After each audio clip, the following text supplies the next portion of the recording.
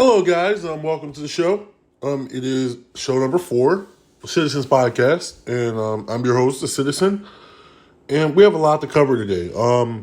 We've got Republicans transferring migrants to so-called blue states, and we've got people like Ben Shapiro playing it down. So we're going to talk about that. Alex Jones' ex-wife shares her story now. Some of you might have seen it other places being covered that Alex Jones was stalking his ex-wife and even his current wife and hired a private investigator to spy on them. So that's going to be really interesting to look at. A federal judge, this one makes me angry. Federal judge rules that anti-HIV medication through Obamacare, free anti-HIV medication is unconstitutional. Oh my God. Marjorie Taylor Greene, we got her kicking a gun control activist. And also we have Lindsey Graham's abortion man, and we have a gay pastor quitting after admitting, anti-gay pastor quitting after admitting that he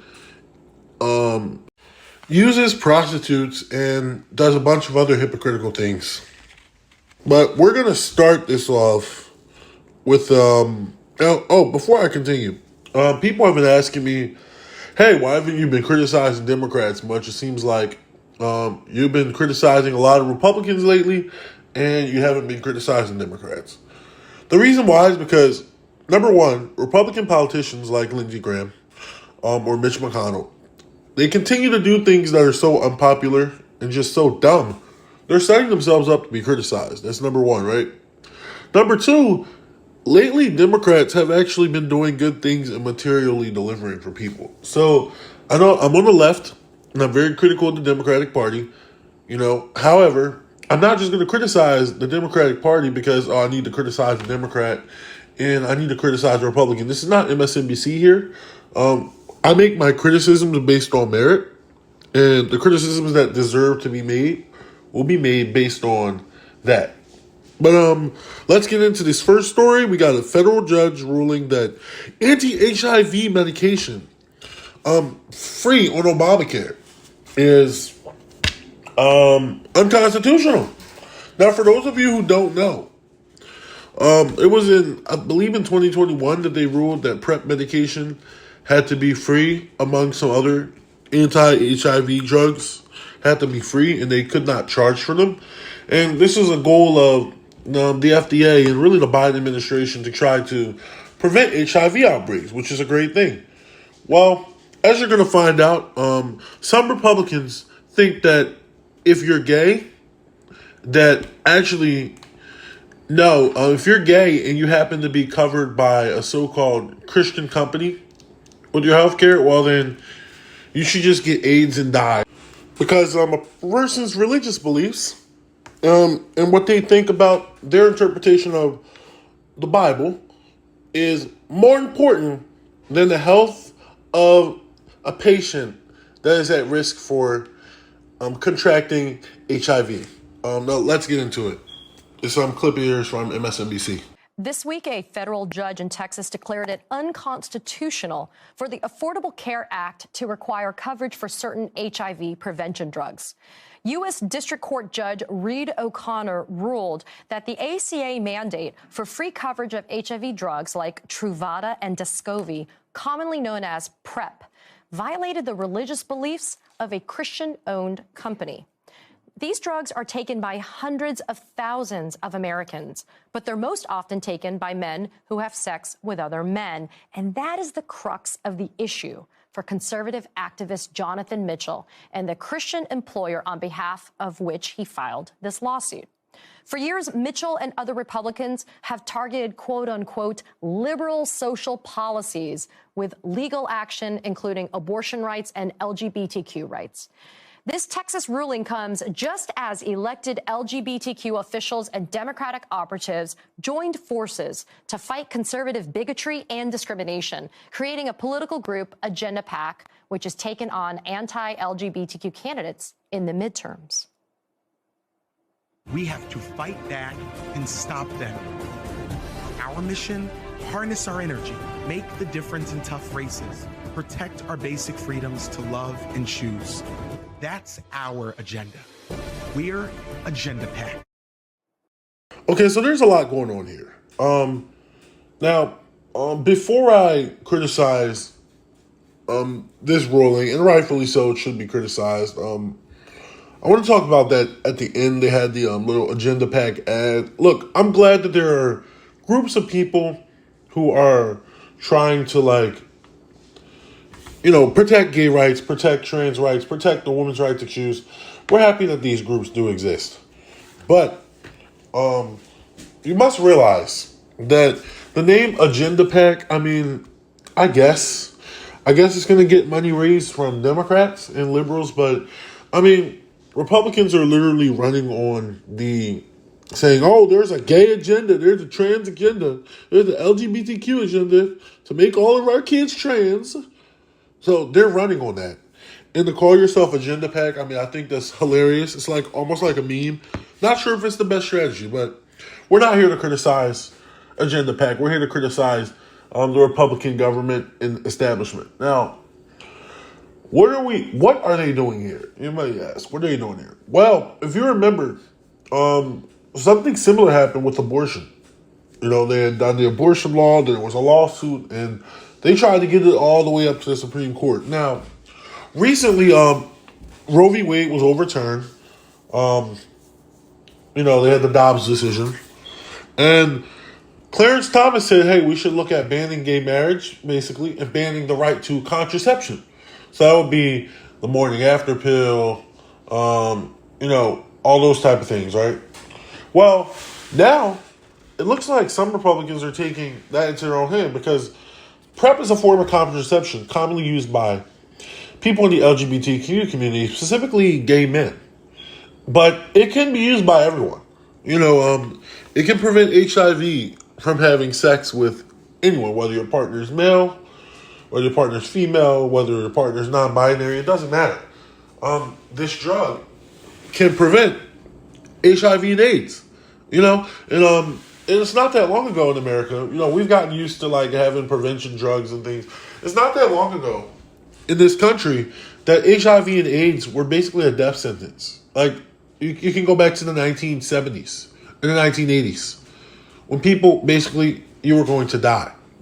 So now the Biden administration and the FDA are trying to prevent people from getting HIV and AIDS in the first place. Now, let me explain to you what PrEP is briefly. So PrEP is a drug that prevents HIV and AIDS, and it has a 99.9% efficacy rate. Now, what does that mean? That means that the drug is more protective against HIV and AIDS than condoms, right? Now, me, myself, I've had a few partners, few girlfriends, few casual hookups here and there. And people were saying, hey, PrEP is not just for gay people or bisexual people. It's also for straight people. And I was like, I don't need PrEP. I don't need it. I use condoms. I get tested. But it turns out that PrEP having a 99.9% efficacy rate is more effective against HIV and AIDS than condoms. So learning that information actually kind of changed my mind, and now I want to get on PrEP because it provides you more protection than even condoms do. But anyway, that's a side point. So this is a great drug, and this is a breakthrough drug that can not only protect people from HIV and AIDS, but if it's widely used enough, perhaps we can eliminate HIV and AIDS altogether, But, or at least make it less common. So there's a Republican, a conservative business owner who's a Christian, who said his business is a Christian business, and they do not want to be forced to provide PrEP medication. And they sued, and this Texas judge agreed with them that it was a violation of their religious liberties. Now, understand something. Understand, not only is this a horrible justification, not only is it bigoted towards gay people and the people in the LGBTQ community, but it's also just a dumb ruling overall. Like, hey, tomorrow I could open a restaurant, right? And let's say the restaurant requires you to have certain levels of sanitation? What if my religion says, hey, my religion believes that we should not use cold water to wash dishes. We should only use hot, because if you know, I used to work in the kitchen. You have to use hot water to wash, cold water to rinse. That's the regulation. What if I said, hey, we don't believe in rinsing our dishes with cold water? We think that because our religion says we can only use hot water. So now you're going to allow that person to violate the FDA standards because they have a religion, and possibly get people sick by not sanitizing the dishes properly. You guys may not know, but you have to sanitize dishes in cold water after washing them in hot water. I'm not sure exactly why I'm not a scientist, but that is the way that it is done. I worked in the kitchen for several years. And then people get food poisoning because, oops, well, this guy, his religion says he can't use cold water. I mean, what do you want me to do? Religious freedom. Like, you can apply this to anything. So let me ask you a question. This same ruling that allows people to prevent PrEP care, what if this person was like, well, I'm anti-gay sex, period, and I don't want to encourage gay sex, so I don't want to cover HIV treatments at all for this person? Is that going to be unconstitutional? So if a person gets AIDS, are you going to allow them to die? And why stop at AIDS? Why not say, hey, I don't want to cover any STD medication, any at all, because I believe that sex outside of marriage is against my religious beliefs, and I don't want to enable these people to do it. I don't want to cover birth control, even if it's to protect, the life of the mother, because some people with birth control, they can't, some people cannot, if they have a child, it's a risk of death, so they go on birth control, right? Even married people, right? So I don't want to do that because birth control goes against when are we going to stop, right?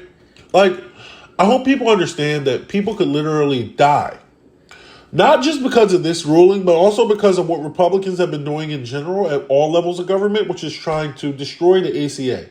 Trump passed a lot of executive orders, and I believe they passed a law limiting and destroying the ACA. Biden's trying to build it back up, and now they're doing things like this. So understand that this is a dual threat. Number one, it's a threat to gay people. It's bigoted. But bigger than that, it's also a threat to Obamacare in general. Because of the ACA, the Affordable Care Act, the Republicans have been trying to tear this down for a long time. And don't think that they're just going to stop at not funding PrEP medication, which, by the way, PrEP is not even just used for gay people. It just shows how grossly misinformed these people are. If you have a partner that has HIV, you can go on PrEP so that you do not contract it. So, and anyone can get HIV, gay, straight, whatever. So, but they're trying to destroy the ACA as well. Now, this particular person, I don't know if they're trying to destroy the ACA, but the people who are funding this, best believe they want the ACA gone. So they don't even think that you should have Obamacare. Forget Medicare for all. They don't even think you should have Obamacare. And look, again, this is also, this presents a third problem.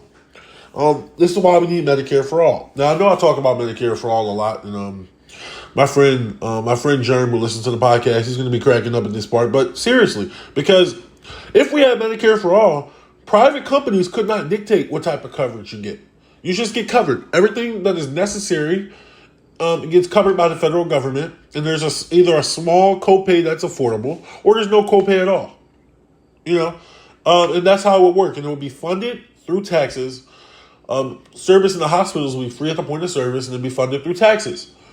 That's why it's called Medicare for all. It's like the Medicare system, which is our healthcare system for poor people in this country, for everyone. Okay? It's a very simple concept, and we need it because without it, things like this are going to continue to happen. And if it's not the insurance companies trying not to cover something to line their pockets, it's going to be religious people and conservatives. Okay? And by the way, if you think that the Republicans are going to stop at Roe versus Wade, gay marriage is going to be on the chopping block. Contraceptions is now on the chopping block. And healthcare, period. They don't even want you to have Obamacare. Forget a public option or Medicare for all. They don't even want you to have Obamacare. Okay? So there you have it, guys. Republicans putting a hatchet to your rights to contraception right before your very eyes. less than a few months after the Dobbs decision, where Clarence Thomas said, hey, maybe we should look at taking away some of these other rights because people shouldn't have rights, right? Jesus, I can't stand these people. Okay, moving on.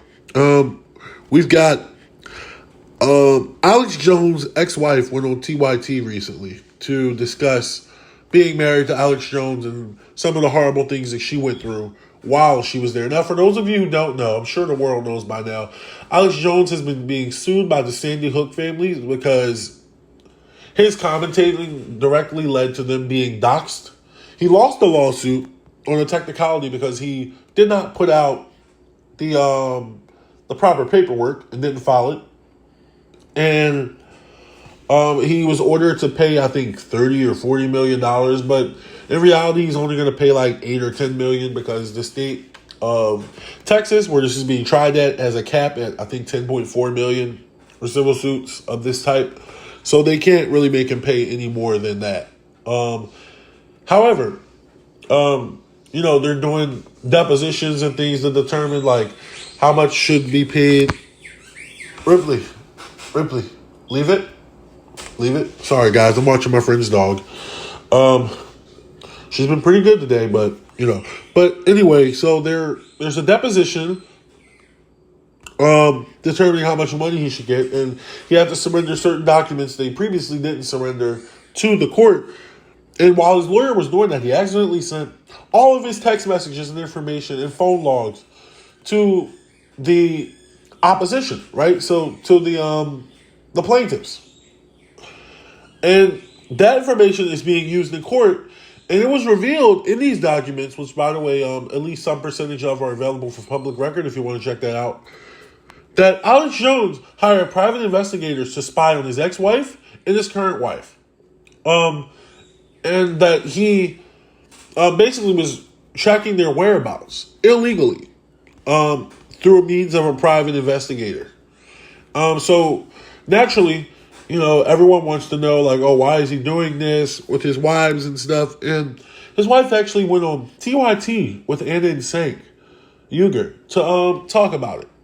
So let's hear from her, and then we can discuss this creepy, weird behavior being displayed by Jones and just his... At this point, this dude's got to be like, either like, it has to be something wrong with him. Like, I don't know what it is. Like, is he a paranoid schizophrenic?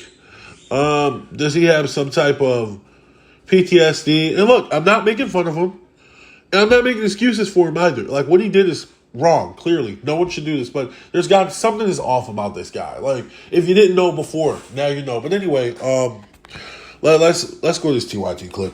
How was the whole supplement deal communicated with you? What were you told, and what was told to you to like sell that whole idea to you?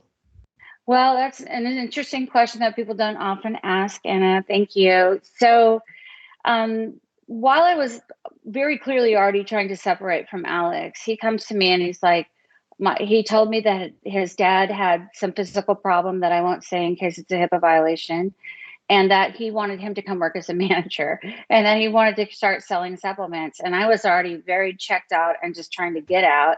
And I was like, no way, no how. Like, nobody needs that. Like, nobody needs to profit like that off of this, whatever. And so subsequently, I found out about those PQPR related entities in our divorce because suddenly all this money was being transferred to these corporations and they were disclosed, sort of, I think not in their entirety. And so that's when I really became first aware of it. And David Jones, in his sworn testimony, admits that I didn't want them formed and that they formed them secretly. And it was only until this year when the Sandy Hook plaintiffs in the Travis County, Texas cases filed their, what's called, I guess it's a TUFTA violation, a Texas Uniform Fraudulent Transfers Act petition alleging, fraudulent transfers. It was only in this year that I learned that that's what that was. And the reason why everything was so inequitable and why he kept suing me is because it was completely like a legal simulation and in complete star chamber secrecy, and a secret private judge, and I wasn't even noticed at hearings. I was actually forced out of the state of Texas under threat while my businesses were being valued. And what I wanted to do is I wanted to, sell them off and shut them down, right? Like make it stop. And then subsequently, when I wanted to do that again, that was one of the reasons why Alex actually sued me, right? Unplug InfoWars was my hashtag. So he did not enjoy that, and he did not enjoy my free speech at all. And he's not. The one thing I would say about really quick, if I can, or I can take another question, whatever you prefer. Like Alex sells himself as the First Amendment at his best, and he's this great censorship victim, and all these donations coming in are funding litigation to actively oppress and infringe my First Amendment, and to assure that the presumption of openness, which is a First Amendment guarantee, not for me, but for the public and the media and for the legal community, to make sure that that right is summarily infringed upon. And that is a very high bar to make. Now, I do want to preface this by saying that I included about 2.5 minutes of the clip. I cannot include the whole clip because it's way too long. But she talks earlier in the interview about being physically and emotionally abused by Alex Jones. She calls him a skilled manipulator. And she talks about some of the personal things she went through, which I feel very, very sorry for her. But, no one should have to go through that by a partner, especially not at such a young age when you're supposed to be young and in love and enjoying your life. But this second part, the clip that I did post, talks about how Alex Jones did fraudulent business activity, how he manipulated her into it, how he literally signed her name on documents and did things without her permission, including her in the businesses. And it was like, so she couldn't leave. And she was one of the reasons why Alex was able to land the show. They met at the same network. He didn't really have a big following, and she was really instrumental in his career. And if you guys know, at first Alex Jones, he was cool. He was like kind of a libertarian type of guy. He was against government bureaucracy. Now, of course, I don't agree with libertarians on everything. I think their economics are horrible. But he had pointed out how government officials had given someone a ticket for not cutting grass on their property, and went to one of their guys' property and was like, hey, look, this guy hasn't cut his trees. Look at this. It's ridiculous. He's not getting tickets. Big government. And I agree with that, So he had some good content when he first started out, like in the 1990s. But, of course, he had some things I didn't agree with as well. But he's gotten worse and worse over time, and I don't know what it is, if it's a mental disorder or what, but, these off-the-wall conspiracy theories about, Obama and Putin and like a one-world government cabal and fake school shootings. It's just crazy. The dude is crazy. And this makes me wonder, too, and they do ask this later on in the interview, if everything he's doing is an act, if he knows what he's doing. And I do think it's an act to a certain extent. I also think he's, to a certain extent, lost his mind. That's my personal opinion, but you can hear from his wife more, or his ex-wife, rather. I'll leave the clip below. But, starting, laundering money. She talks about laundering money and switching money from company to company and doing a lot of illegal activity that violates both state and federal law. It just goes to show what we already know. Alex Jones is not a good person. He's a terrible person. He's a master manipulator. He told her, you seen in the clip that he told her that, I don't know. Actually, I don't think it was in this section of the clip, but you'll see in this video, he told her actually that his father had a medical condition and that, he was dying from, and he used that to sell supplements, to get her to sell supplements. And she didn't want to sell the supplements. She's like, no one needs to profit off of this. Why are we doing this? He got her to do it anyway. And it just goes to show you the character of Alex Jones and what type of person he is. But the part that stuck out to me the most was at the very end of the clip where she said he'd been using lawsuits and money that's been given to him because he talks about, my free speech has been taken away. They don't want me to have free speech. They're taking my free speech. And now I'm censored and no one can see my content. So please donate money to InfoWars so we can get this content out to more people. He does that every episode, right? And yet he's censoring her free speech and trying to keep her quiet, and also trying to keep the public from having information that the public should be allowed to have under the Constitution and I believe under the Freedom of Information Act. But don't quote me on that last part. So, this guy, he's a total hypocrite. Now, do I think Alex Jones should have been deplatformed? No, I don't. I don't think anyone should be deplatformed unless they're doxing, which, okay, you can make an argument that he did dox for the Sandy Hook, but even that wouldn't have held up in court. Like, for those of you who haven't seen my previous episodes, the reason Alex Jones lost his court case was because he didn't file paperwork properly. So it was a technicality. It's very unlikely he would have actually lost the case had it gone to trial. So, do I think he should have been deplatformed? No. However, this man is not in favor of free speech. It's the classic epitome of the Republican, media and Republican government's ideas of freedom of speech for me, not for thee. When they want to say bigoted things about gay people, freedom of speech, the Bible, we have freedom of religion. But when gay people want to say, hey, I think you're a bigot, you should keep your opinions to yourself, and you should keep your gay out of my face. So, it's hypocrisy all around, with the gay issue, with free speech in general, with everything. Just hypocrisy, man. These people, they say they're for free speech and freedom, and they're not for free speech and freedom at all. They just want to impose their ideas on everyone else. But there you have it, some of the horrible, horrible things Alex Jones has done, and another life that he has negatively affected because he's being driven by greed, by money, and manipulating people, even the person you love. Like, for God's sake, this is your wife. Well, your ex-wife. This was the mother of your kids. And by the way, I wouldn't be surprised if the new wife has something to say soon as well, because he is also spying on her and obtaining her phone records. Okay? And, having a private investigator follow her around. Jesus Christ, man. Jesus Christ, man.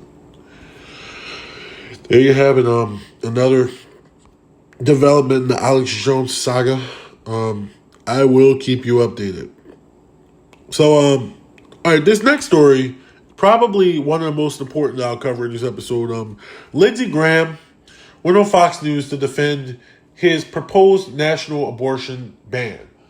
I'm going to tell you why this abortion ban was an utter failure, and this ultimately would please no one, definitely not Democrats, but not even Republicans were happy with this.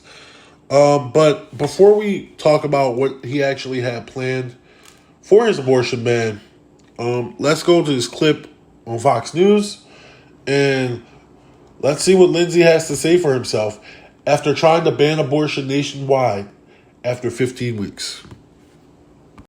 Oh, and just wanted to say, too, that this is going to be another reaction section.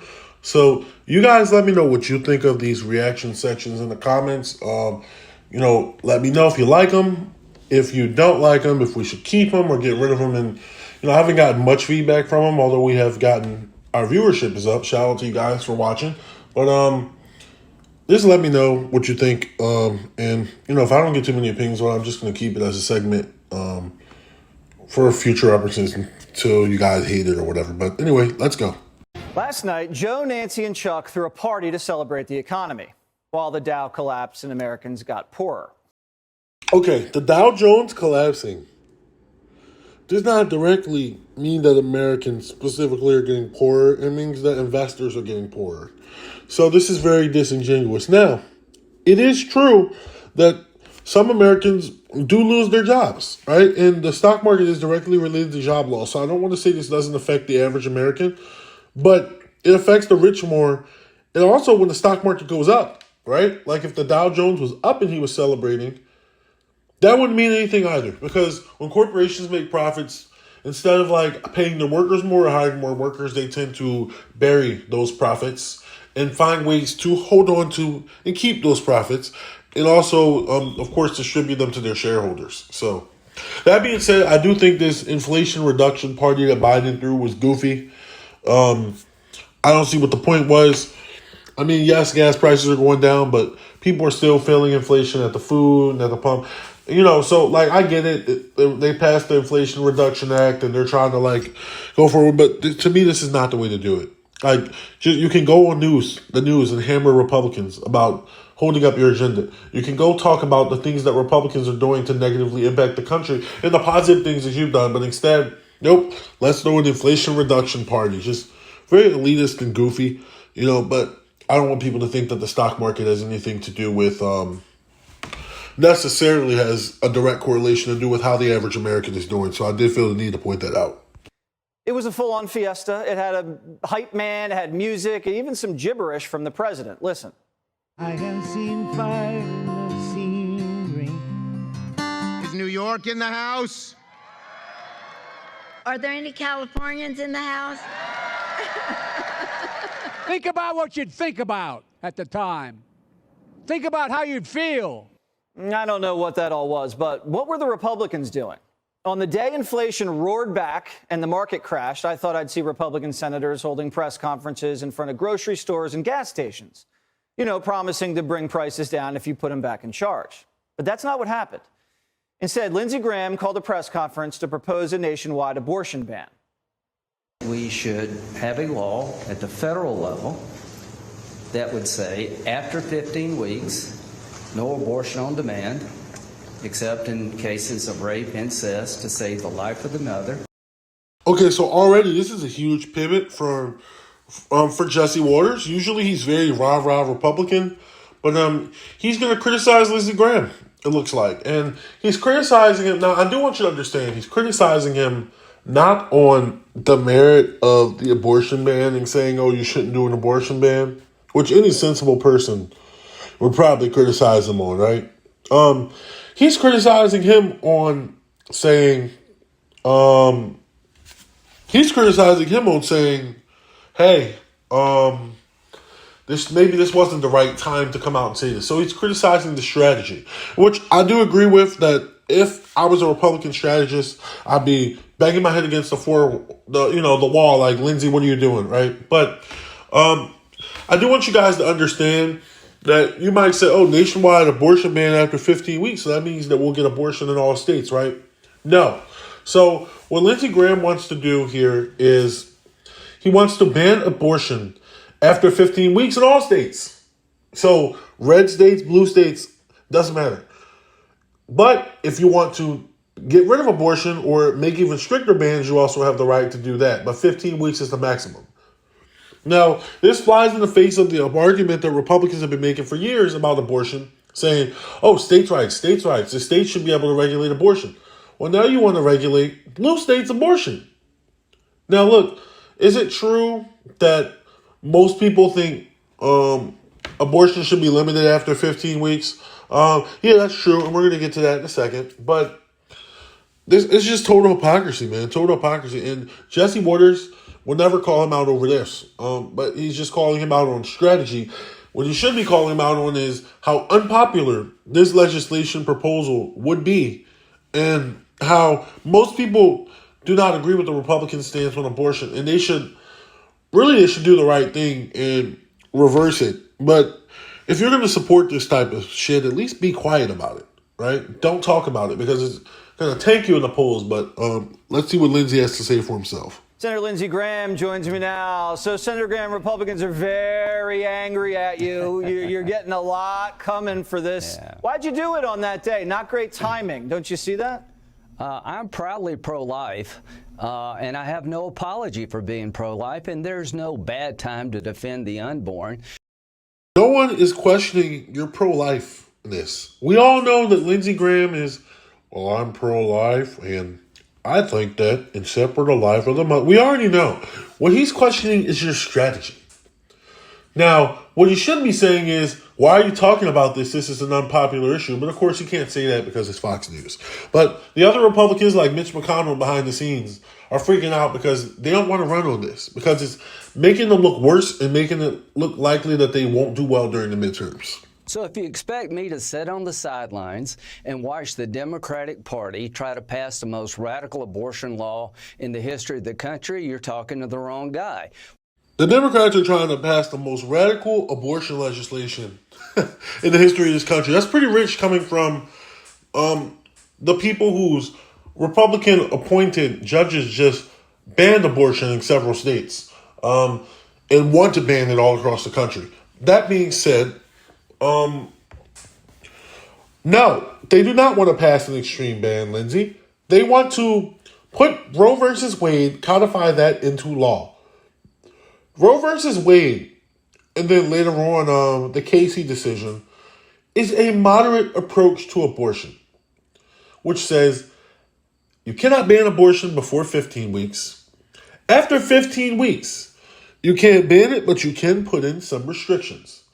And then in the third trimester, you can ban it altogether if you want, except for cases of the life of the mother.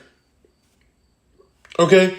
That is the most moderate abortion bill that you could have. And you'll see, like, these people, they just lie. They make things up. Like, nobody's proposing some radical abortion ban. Like, but I can almost guarantee you he's going to say something like, oh, well, they want to kill babies at 40 weeks. Shouldn't we ban that? No one's proposing that. What do I oppose? Schumer and Pelosi have proposed a law for the entire nation that will allow abortion on demand until the point of birth. Oh my God, what happened to Virgil? Guys, I told you, that was so predictable. Oh, they want to pass legislation that allows abortion all the way up until the birth date of the baby. Like, stop it. And this is ridiculous. Like, are you serious? Come on, man. Lindsay, he knows he's lying. And he's lying to people who only get their news from Fox News. These people watching this network are being manipulated and not being told the truth at all. They're just being lied to on a daily basis. And if they actually had the truth, they might change at least some of their political opinions. Now, I'm not saying that everyone's going to be a leftist and a socialist, but if they actually had the facts on the Democrats' bill, they might say, well, maybe this bill is not so bad. Or people like Lindsey Graham are lying, saying that they want to kill people, kill babies, and they want to chop their heads up after they're born, basically. And like people like who are not my parents, but people who are my parents' age, who are like in their 60s, they're going to believe this shit. And they're going to fall for it. Like absolute lies and manipulation. Like if you're going to challenge what your opponent, if you're pro-life and you're against abortion, okay, fair enough. But challenge it on the substance of the actual issues. Don't make up lies. Like Pelosi and Chuck Schumer want to chop babies' heads off up until the day they're born. Like, stop. You're lying. And you know you're lying, Lindsay. There's 7 nations on the planet have that extreme view. China and North Korea are 2 of the 7. We all agree on that, No, wait a minute. Now, listen. I'm not going to sit on the sidelines and let America become that kind of nation. No one's saying you need to sit on the sidelines, but yesterday wasn't the day to do that. Yesterday was the day they lost all momentum when this inflation thing punched them right in the face, and you gave them an out. Notice how Jesse Waters doesn't correct any of the lies that Lindsey Graham is told. And he's saying, oh, there's 7 nations in the world that allow this, and one of them is China and North Korea. I don't want it to be China. Why does everything have to be China? Why do we have to fearmonger about China for everything? Now, there are legitimate criticisms of the People's Republic of China and North Korea that I make on this channel, I have made, and I will continue to make. But why do we have to bring them up every time to justify what we're doing? Or what in this case, what the Republican Party is doing. And notice, Jesse Waters, he's like, yeah, we agree with you. He didn't say, well, they don't want to ban it up until 38. They don't want to allow it up until 38 weeks. He didn't do any of that. Because Jesse Waters is a propagandist. He's not a truth teller. The reason why, I want you to know, the reason why he's criticizing Lindsey Graham so hard here is because the Republican establishment is criticizing Lindsey Graham on the way that he has decided to go about this national abortion ban. That's why. There is no other reason for him to do this other than that. If the establishment was supporting this, Jesse Waters, no pun intended, would be carrying water for Lindsey Graham. Like he usually does for all the Republican establishment politicians. A lot of people don't like that. You could have done it on any other day, just like you could have delayed the whole press conference, like Joe should have delayed that stupid party. So I take issue. I don't think there's a bad day to stand up for the unborn. What am I trying to say? That America needs to have a policy that makes us a civilized nation. It would bother me that if a baby's aborted at 38 weeks in California, New York, what am I proposing for our country? That at 15 weeks, when the baby can feel pain, you provide anesthesia to save its life. If you operate on it, it should be protected from being dismembered by an abortionist. That puts us in line with France, Germany, Great Britain. They all have abortion bans below 15 weeks. I understand. So, Now, as soon as I heard that, I stopped making the video because I wanted to fact check what he's saying about bans under 14 weeks. So let's pull up two articles on the screen here. This first one is through msichoices.org.uk, right? So MSI United Kingdom is a reproductive rights advocacy group. They released this article, Understanding Abortion and Your Rights in the UK Law. There are safe and legal options for ending a pregnancy. So it says here, in England, Scotland, and Wales, you can legally have an abortion up to 23 weeks and 6 days of pregnancy in line with the Abortion Act of 1967. If you live in Northern Ireland or anywhere else where abortion care may be restricted, you can legally travel to receive the treatment. We provide safe abortion treatment through our clinics across England. Contact us if you'd like more information. Now, this is the important part. In England, Scotland, and Wales, Abortion Act of 1967 made it legal as long as specific criteria are met. It's possible to have an abortion up to 23 weeks and 6 days of pregnancy or gestation. There's no gestational limit or abortions if there's evidence of a fatal fetal abnormality or significant risk to your life if you continue with the pregnancy. So he outright lied about the UK having a ban under 15 weeks. Now, Northern Ireland has legal abortion now unconditionally up until 12 weeks. So that is one part of the UK where abortion rights are up to 12. Matter of fact, they recently expanded it to 14 weeks. So technically that's under 15 weeks, but in that one part. But in the rest of England, they have abortion up until 23 weeks. Okay, so he didn't exactly lie, but he did cherry pick an example that fits his personal narrative. And in most places in the UK, you can actually, in fact, get an abortion up until 23 weeks of pregnancy, right? Now, well, let's look at France. This article here is from hrw.org. France expands abortion access in two key moves. So France actually recently, it says here, over the past 10 days, France made two notable advances for reproductive rights. February 23rd, Parliament voted to extend the legal time frame of abortion under any circumstances from 12 weeks to 14 weeks. And they eased access to medication abortion as an alternative to surgical procedure. So France, although theirs is under 15 weeks, are increasing their abortion rights. Lindsey Graham wants to decrease them. Oh, and by the way, this is legal throughout all of France up until 14 weeks. Lindsey Graham's bill, like I said earlier, would allow for total abortion bans in states that did not want them. So his law is nowhere near France or the UK or even Northern Ireland, who has the most conservative abortion law out of the aforementioned countries. Now, if you go to other countries that are considered developed, like Sweden, you can get abortion up to 18 weeks. In the Netherlands, up until 24. So there are other developed countries. It doesn't make us Roe versus Wade doesn't make us primitive. I mean, there are other developed countries who have abortion laws that are even less restrictive than ours. Okay?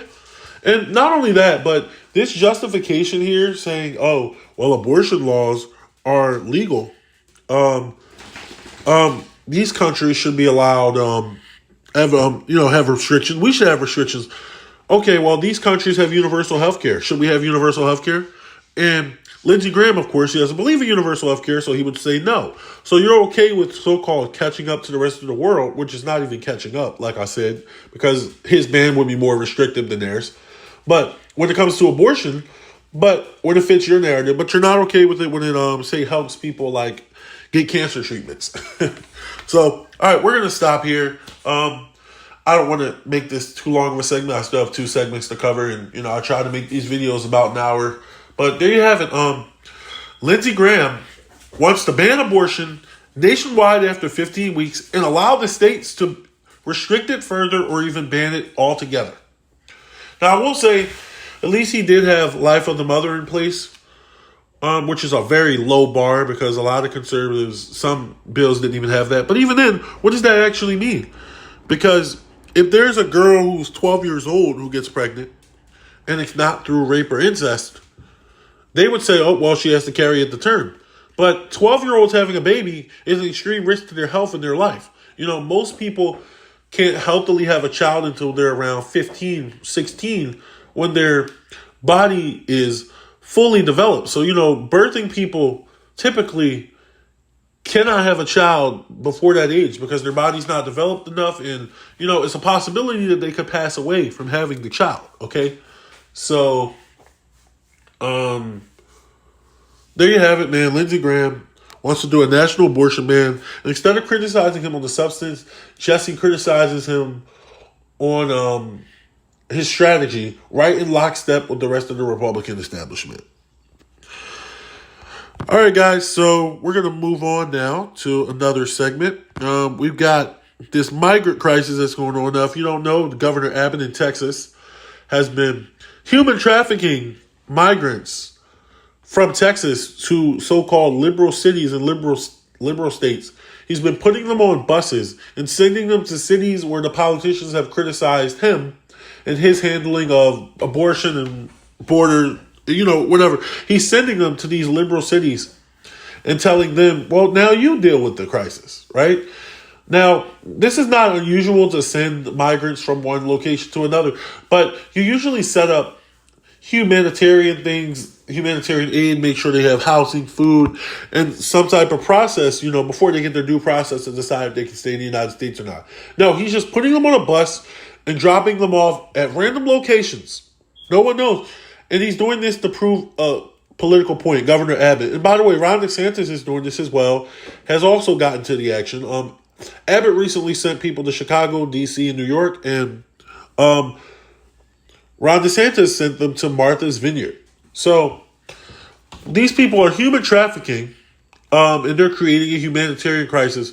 Let's see how serious Ben Shapiro takes this humanitarian crisis and what he thinks of blatant human trafficking that is going on here in the United States. Well, if it isn't the consequences of our own lawn signs. That's pretty much what is happening right now in American politics as people all over blue cities are just screaming into the atmosphere about the fact that some illegal immigrants are now being sent from deep red areas where the border is open, thanks to President Biden, to deep blue areas that are very, very far away from that border where they really, really like open borders.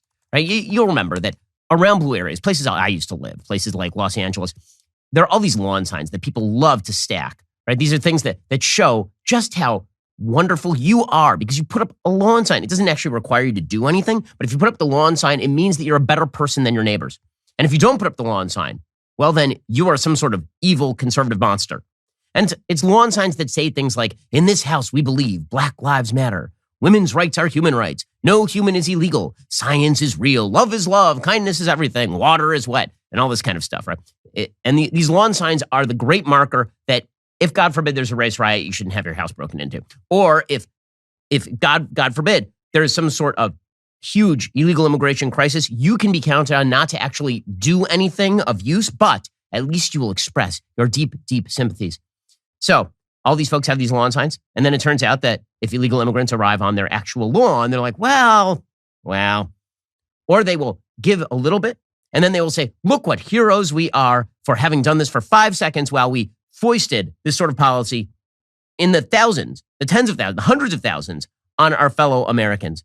Those lawn signs, they really make people feel good on the inside, but they are really just a shield so that you don't have to do much. And when you're called on to do a lot, when you're called on to do nearly anything, then all of a sudden, all of that goes away and it's NIMBYism up and down the block. Then all of a sudden, all of those lawn signs go away and what replaces them is the neighborhood watch sign. Because as it turns out, people don't like the consequences of their own lawn signs. They don't like them at all. The consequences of their lawn signs require them to do things. And that's not what the left is all about. That's not what these lawn sign virtue signalers are all about. They're about making you do things. And so there is great irony to the hue and cry that is now being heard from top to bottom in the Democratic Party about Ron DeSantis sending like 50 illegal immigrants to Martha's Vineyard.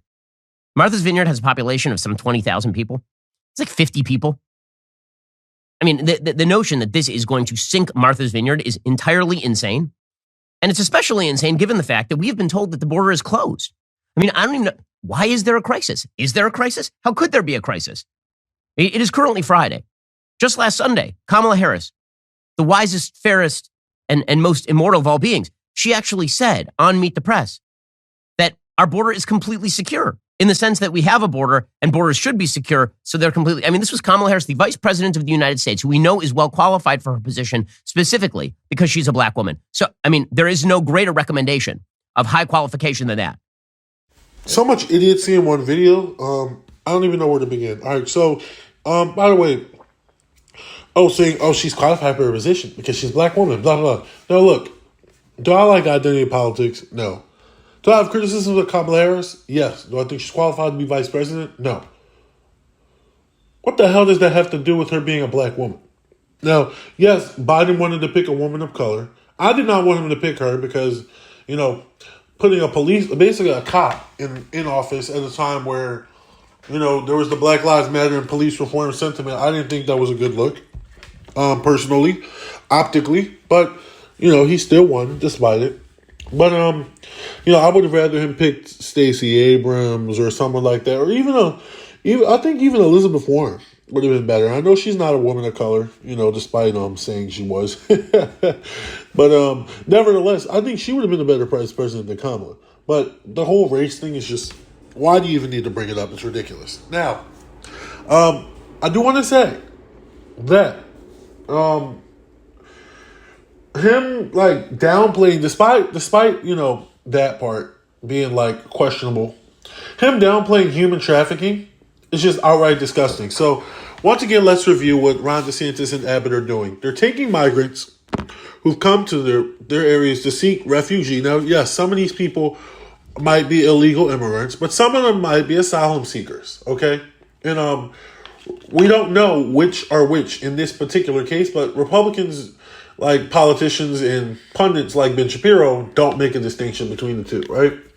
But regardless of whether they're asylum seekers or illegal immigrants or they're here unlawfully, they're still entitled to due process under our Constitution, right? So you can't remain in Mexico, which is a policy that Trump did, and then Biden did for a while before, he finally got rid of it. Thankfully, it's gone.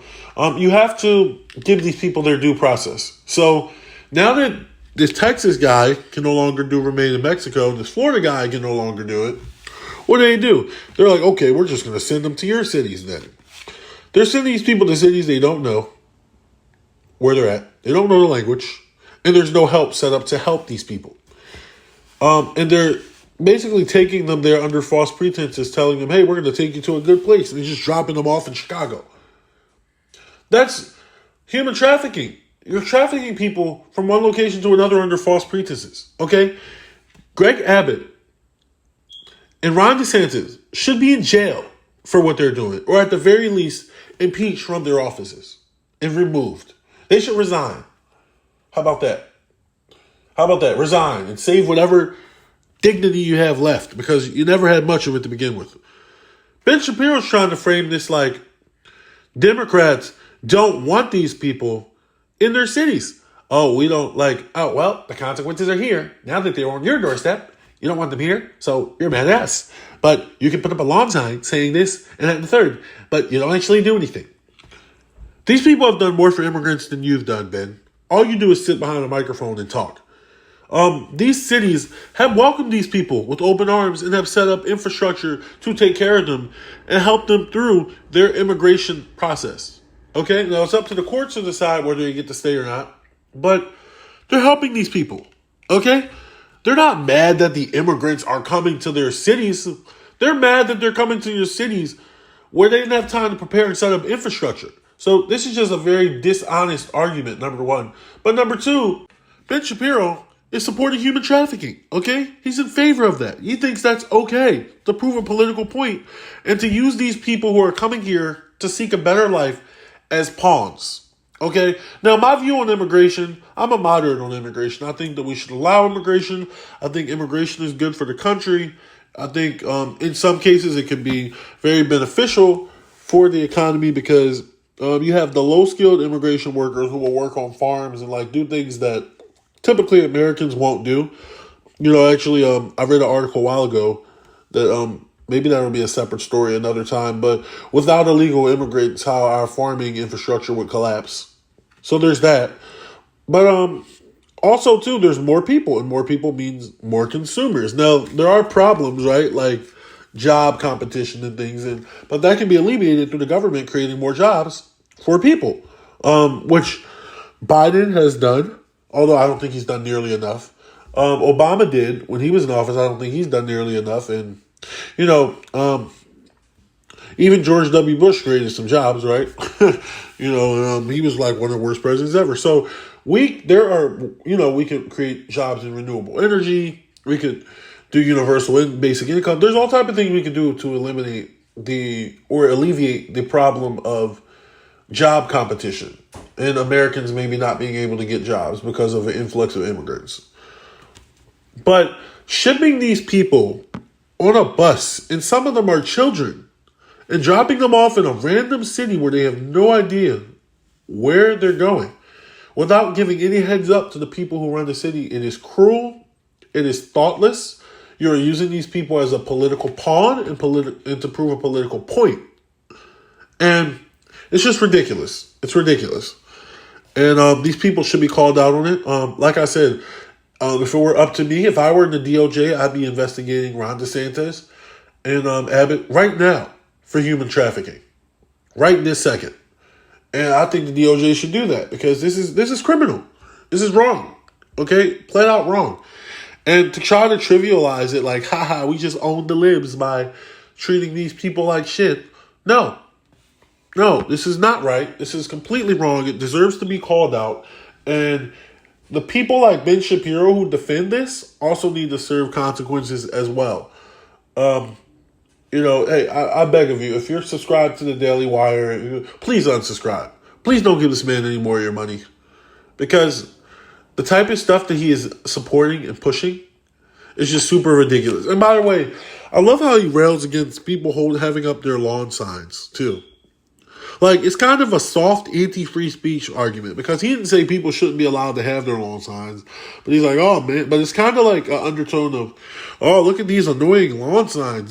They have up these lawn signs and we're for supporting these people. Oh, these are ridiculous, man. Huh? Like I really wish they weren't there. You know, so, but no one criticizes Republicans for displaying Bibles in manger scenes during the holidays. Well, I'm not going to say no one. Some groups do, but typically people leave them alone and allow them to express their views.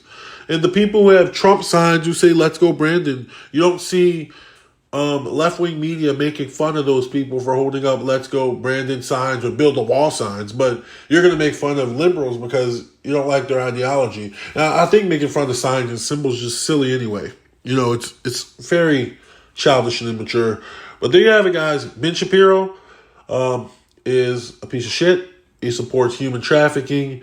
And he is making fun of people who live in these so-called liberal cities and to try to obfuscate what is going on and to cover for Ron DeSantis and for Greg Abbott. And by the way, saying it's not a humanitarian crisis, to me, if you have 50 people, he's like, oh, it's only 50 people. If you have 50 people like Ben, who are just dropped off downtown and aren't being helped and don't have anywhere to go or no access to food or water or anywhere to sleep, that's a crisis in my book. If you have one person, to me, that's a crisis. That's why, for instance, I want to end the homelessness crisis, which Republican politicians and Republican pundits have done nothing about. If anything, you don't do anything about the problems you talk about, Ben, because he talked about how homelessness is such a bad problem. What did he do? Did he build houses for homeless people? I mean, he's super rich, right? No. He must moved from California to Texas or wherever the hell he's at right now. I'm not sure if it's Texas or somewhere else down south. But yeah, you just moved. That's what you did. You didn't do anything to solve the problem. But these Democratic leadership in these cities are actually helping these people and trying to provide them resources. And men is just acting like they're not, and they don't really care about the people. They're just performative. And look, some of this stuff is performative. Like, some people are a bit performative, but the mayor of Chicago, Martha's Vineyard, New York, these people are actually helping these people. And they're doing something substantive to address the problem that Republicans created. So maybe you should take a little bit of your own advice, man. Why don't you move back to California and do something about the homeless problem? Okay, so let's go to our next story. We have Marjorie Taylor Dweeb, because she's lame as hell, being pressed by some gun control activists. Now, these activists, they're protesting and stuff. You could argue that they're a little annoying and stuff, but hey, they have a right to protest, right? Now, what they don't have a right to do is to physically assault someone, which they did not do. But Marjorie Taylor Greene took it amongst herself to physically assault a protester. So let's take a look at this video footage, and you're not going to believe this one. Do you like living in a country where kids keep getting shot in school and dying? We need access to the sidewalks. Aren't you the tourist guy? You were not voting. Yeah, you're the guy that said that the insurrection was just a group of tourists, right? No, yes, you want to know how I'm voting? Yeah, that was you. That was you. I recognize your face. So just to be clear, Second Amendment prevent gun violence. The Second Amendment. How does the Second Amendment prevent gun violence? You're the one that believes that the insurrection was a tourist. You're blocking a member of Congress. Excuse me, ma'am. Oh my God, did you catch that? Did you catch that? The woman gets kicked and she says, oh my God. She can't believe it. And then Marjorie's like, oh what, move out the way. Now, could you make an argument that these people are being obnoxious to Marjorie Taylor Greene? Yes, you could. But guess what? I don't care. I don't care. That's how my father would say it. I don't care. You know why? I don't care. I don't care because these people deserve to be treated like this everywhere they go in public for the rest of their lives for the terrible, terrible policies that they have pushed. The policies that allow more of our children to get shot. The policies that allow women's rights to be stripped from them. The policies that allow us to fight wars overseas that are illegal and offensive. And that's not specific to Marjorie Taylor Greene, but to any Republican or Democrat who believes these things. Joe Manchin blocking those bills, he should be pressed over and over and over again. Nancy Pelosi should be harassed to the high heavens on why she hasn't allowed the Medicare problem. Powers should be held to account. And I don't care about their personal feelings. I don't. You're a public official. Listen to the people. Do your job. We hired you. Okay? But, of course, you cannot touch the people. You cannot assault them. But you should be allowed to have your voice heard, right? Now, Marjorie Taylor Greene actually did kick someone. Okay? She assaulted someone. And she needs to go to jail for what she has done. Jail. Jail. Jail. Right? Or at the very least, I hope someone sues her. Because you cannot kick. And look, now it wasn't like she stepped on her by accident, because the first time she did it, you could tell the girl looked kind of like flustered, because if you look at it carefully, there's two kicks. The first time she looked a little flustered and like, what the heck? But the second time, you could tell it was done on purpose. And she kicked the person because she did not like their political opinion. This is what the right does. The right, they don't like free speech. They don't like protesting. As you can see, some states passed laws that said you can't protest outside of politicians' houses, which is deeply unconstitutional. Like a pure interpretation of the Constitution, which is what Republican politicians in this country claim that they support, clearly states that public officials can be protested. Now, you can't be on their property, but if you're on a sidewalk or in the street somewhere public, yeah, you can protest them. That's free speech. They don't want that. But they can. So if they can't stop free speech through legal means, which was really illegal means because it would be unconstitutional to try to shut these people up, then they'll resort to outright violence. And you can see that. You can see that through Marjorie Taylor Greene. It's the same type of sentiment that got a woman who was at a Black Lives Matter counter protest, protesting the KKK, and white nationalists got ran over by a truck and died. It's the same type of protest that would allow someone like Kyle Rittenhouse to think that he needs to take a gun to a state, to a protest, and confront people who aren't bothering him and have nothing to do with him. It's the same type of violence and the same type of attitude. They will do anything, these people, to shut up the opposition. They will play dirty. They will do anything, which is why we need to come out in November and we need to say no to these people. And we need to keep saying no to these people to the end of time. And by the way, I'm not just talking about Republicans, because Democrats have other ways of shutting people up. Look what they're doing to Julian Assange. Look what they did to Chelsea Manning. People whose crime was telling the truth. And they just decided to weaponize the legal system against them and put them in jail. So I have smoke for everyone, but especially Republican people like Marjorie Taylor Greene, who don't even try to hide what they're doing behind civility and decorum. Like, you just kicked the protester. Like, you assaulted someone. What? For what? But anywho, there you have it. MGT is such an idiot. She's a cancer. She's a cancer to American society. Like, look, someone. I don't even care if it's like a Jeb Bush type of Republican. Just at least someone primary her. Like, at least I know. Just for all the things I don't like about Jeb Bush, at least I know he wouldn't have kicked someone. Okay, like, this is just ridiculous. All right. In our final story today, we have a pastor who he made headlines for supporting and applauding the 2016 mass killing of gay people at Orlando's Pulse nightclub. Now, this article here is from NBC News. We're going to find out that this guy is a little bit of a hypocrite, to say the least. Anti-gay pastor resigns after allegedly being with prostitutes. I don't know why they say allegedly being with prostitutes. He admits to being with prostitutes, as you'll find out later. But anyway, Pastor Donnie Romero called gays scum of the earth and applauded the 2016 mass killing of gay people at Orlando's Pulse nightclub. Donnie Romero, a Baptist pastor who's made national headlines for his virulently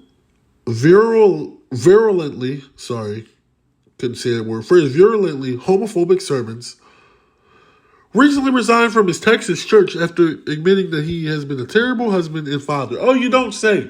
A person who spews hate and bigotry like this, I'm sure they'd be an awesome father. I've not been ruling my house well. Yeah, no shit. Romeo, who has a wife and 7 children, told the congregation on January 2nd, I'm the one at fault in this situation. I love Steadfast Baptist Church. I love my family. This is the best decision for my family and this church to make. Romeo, who has compared LGBTQ people to pedophiles and called gays scum of the earth, and once again applauded the 2016 mass killing of gay people at Orlando's Pulse nightclub, didn't provide details about his behavior. Stephen Anderson, a pastor who joined Romeo last week during his resignation sermon, shared insights on his friend's grievous sins. Now, what are those sins, you might ask? Well, those sins are smoking marijuana, gambling, and being with prostitutes. Now, I have no problem with smoking marijuana at all. I love weed. I smoke weed. Legalize it. Really legalize, or at least decriminalize all drugs, in my opinion. People shouldn't go to jail for using drugs. But I like weed. I love to gamble. I gamble every weekend during college football season, and I gamble during college basketball season as well in NFL games.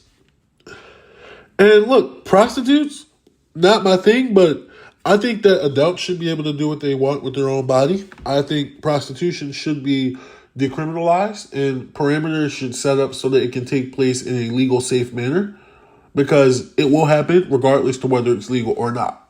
And I think that if he wants to be with a prostitute, okay, now I do have a problem with cheating on your wife, because that's dishonest. I'm sure your wife didn't approve that. But I don't have a problem in principle with prostitution itself. What I have a problem with is this guy preaching about gay people, hating on gay people, saying they're going to hell. And he's committing sins and disobeying what his own Bible says. And he's preaching to people like he's a holier than thou. Now, time and time again, you'll see stories like this. You've seen stories where pastors would say they believe one thing and do another over and over and over again. You've seen it with politicians. There was a politician I covered, I think it was last year, but it might have been when I first started the channel in 2020, who was anti-gay, and it turned out he actually went to a gay orgy.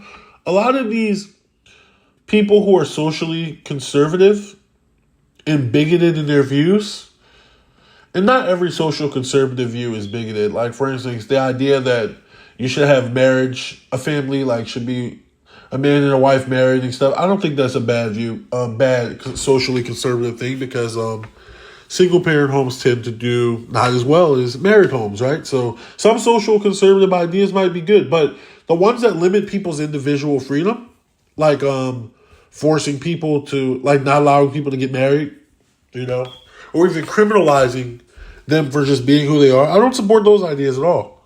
But a lot of times the people who do support those ideas, they're hypocrites.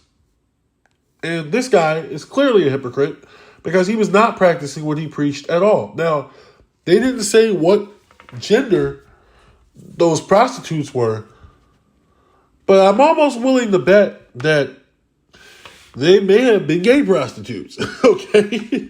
Now, we don't know for a fact. Maybe they weren't. Maybe they were a woman. And we can't say, because we don't have the information. But it is interesting that he didn't really go into details about what he did. Something's really weird. That's all I'm going to say. I don't know, but I have a hunch. Because anytime these people are hiding something and they're super anti-gay, 9 times out of 10 they end up being gay. Or bisexual. So this pastor could be closeted. Now, if he is closeted, it makes it even worse, because you're also going against your own kind, people who are like you. Okay? But we don't know. It's all speculation. But there you have it. This idiot anti-gay pastor whose church has been considered by the U.S. government to be a hate group. Yes, this guy is a massive sinner. Massive sinner. He uses drugs. He frivolously gambles the money away. He's not a good steward of what God has given him. He cheats on his wife and engages in prostitution. Anybody want to go to this church? Yeah, I didn't think so. All right, guys. That ends the show for today. I thank everybody for listening. The viewership has been going up a little bit. We don't get a lot of views here yet because, this is a new format. And although I've been doing this for 2 years, it's been on and off. So we don't get as much viewership as we probably could. But thank you guys so much for those of you who are watching. Do support. You can like, comment, and subscribe. Don't forget to turn on the post notifications. It helps us with the algorithm. And thank you so much for watching and listening. And we'll see you next week.